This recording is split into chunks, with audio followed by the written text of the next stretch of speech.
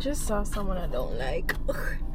I hate when I see that. Like, I have a good morning and then I see somebody that was mean to me, or like somebody just, when my spirit don't take and my body just anyway. Good morning. Let me ease back my seat and get comfy, because today's video is going to be one where I kind of open up about my experience, like from a med student to being a doctor now. It has been a journey. Like, it has been such a long journey from 2018, fresh out of upper sixth form, not knowing what I really wanted to do in life. I know that I wanted to do something creative, so I even applied for, like, I wanted to do animation. I got through for schooling actually, and I was going to get a scholarship, and here I am being a doctor. I'm not an animator, but I went to China. I don't regret it at all, as in, like, the journey there, the things that I've learned. I mean, I have, like, my spirit has meshed well with the culture, as you can see, but besides that, the actual school, I feel like I could have chosen better, if I'm being honest. What they don't tell you about living in Jamaica and applying for schools overseas is that it's actually harder for you when you get back to Jamaica, because first of all, if you didn't go to UE, you're going to have to take CAMC, which is an exam that you need before you can advance past internship. You can't become an SHO doctor if you don't pass that exam. UE's curriculum is just like the CAMC curriculum. So if you go to UE, you're more than likely going to pass CAMC. But if you didn't, you studied abroad, remember the topics are different, the pathologies are different, how they teach is different, and so it may set you back a lot. It set me back a lot. But yeah, I'm gonna get into it and why I definitely strongly believe that more information should be out there about, like, what it's truly like. Studying in Jamaica and studying outside of Jamaica are two different something. It was cheaper for me to go to China because I paid like about 600,000 a year. That's inclusive of housing and water, cold water. And yeah, it was very affordable. I mean, obviously that's a lot of money, but it's still better than what you'd pay at UE, which is like 4 million and odd, not inclusive of books and anything. We got books included, you know. And so I made the better decision, which was to go to China, because I couldn't afford UE. That's just the truth. In China, there's obviously a language barrier, and so it was very hard to study for these exams, because you'd explain your heart out and they're not, the people who are marking the papers don't understand what you're trying to say. If it's not exactly like how you see it on the PowerPoint, they don't understand it, and so they mark you lower, which doesn't make any sense. So you're actually just studying to pass their exam, like trying to figure all right, let me just memorize this sentence, because if you don't memorize the sentence, they won't understand what I'm saying.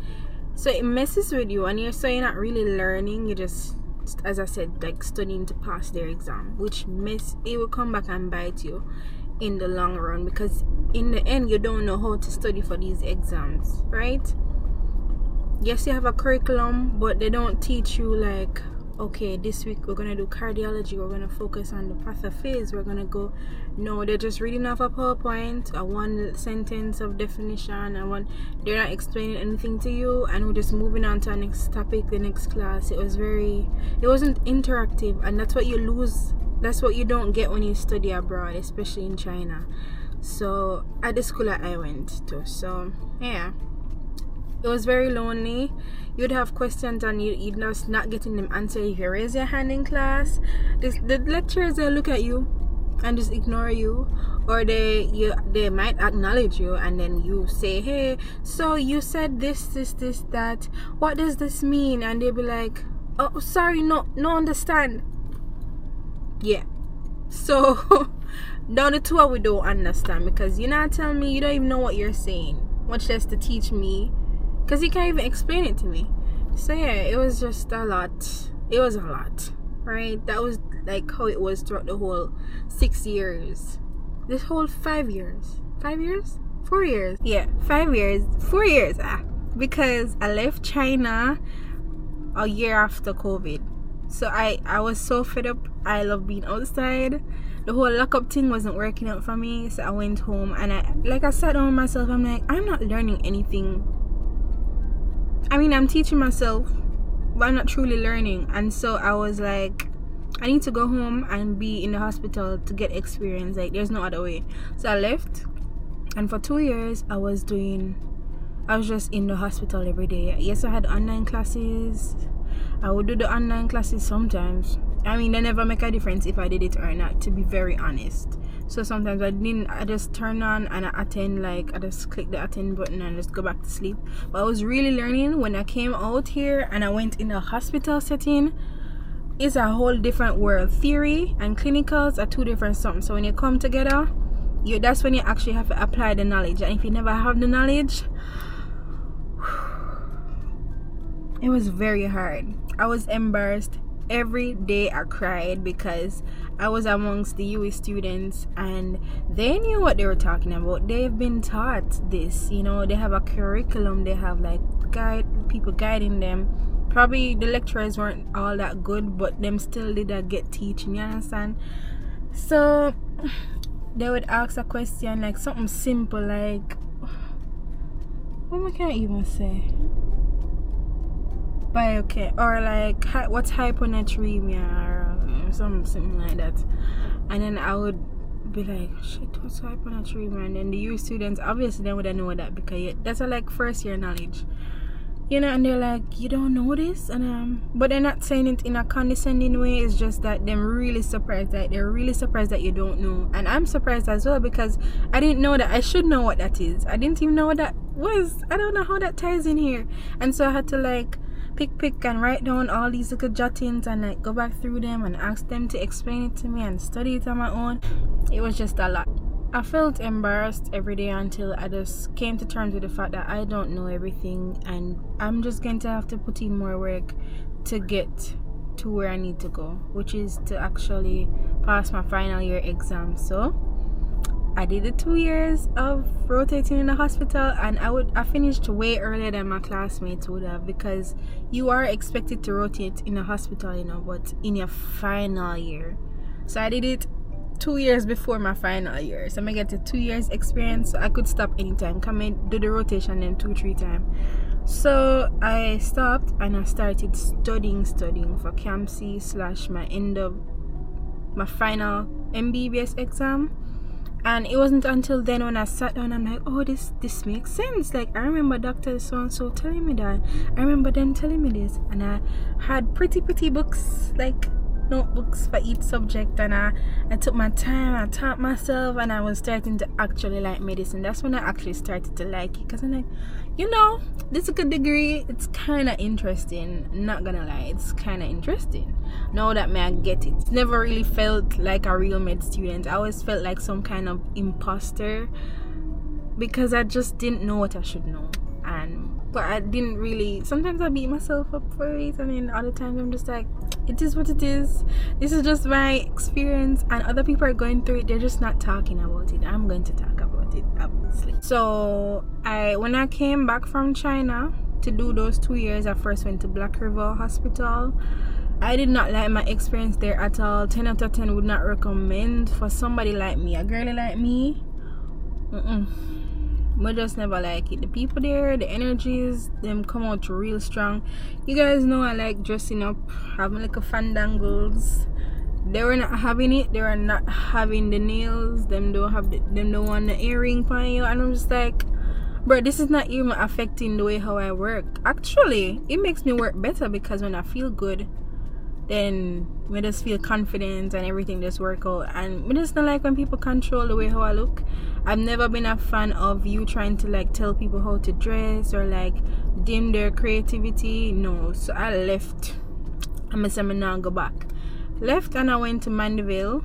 Actually, I did go back. I went to Mandeville to like test it out for a week, and then I went back to Black River and did another week, and I'm like, yeah, Black River is not for me. And you had to pay $10,000 a month to work for them. I'm never into that. I didn't learn anything down there. Like I tried, like I opened my mind. I didn't see where the 10,000 would have go. So I said, I'm not pay it. I told them straight up, I'm not paying that 10,000 when I can go to Mandeville and get this and more for free. So I left, and let me tell you, I'm so grateful. I'm so happy I left and I went to Mandeville because it has structure. The US students rotate there, so I followed along with them, their curriculum. Yes, I was embarrassed a lot, and some consultants strong, especially on surgery. Anyway, I got a bit nervous because I saw people that I know. Yeah, anyway, but Mandeville was a great experience for me. It was like my home, my comfort zone, and so I really wanted to go back to Mandeville for my internship,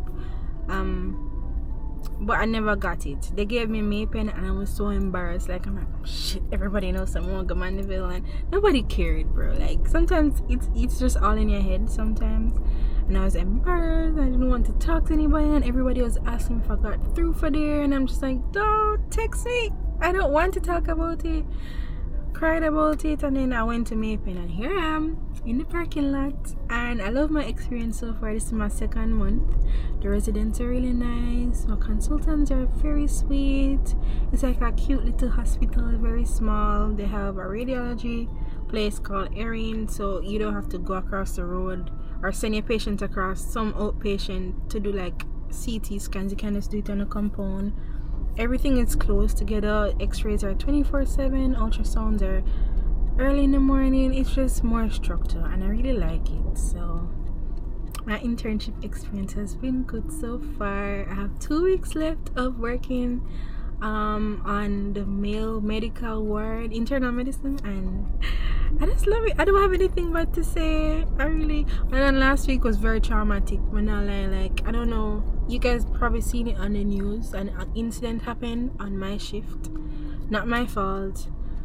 Had to pronounce a patient. It was a very traumatic view of the patient. I'm not gonna tell no more, but like, me did traumatized, had a panic attack.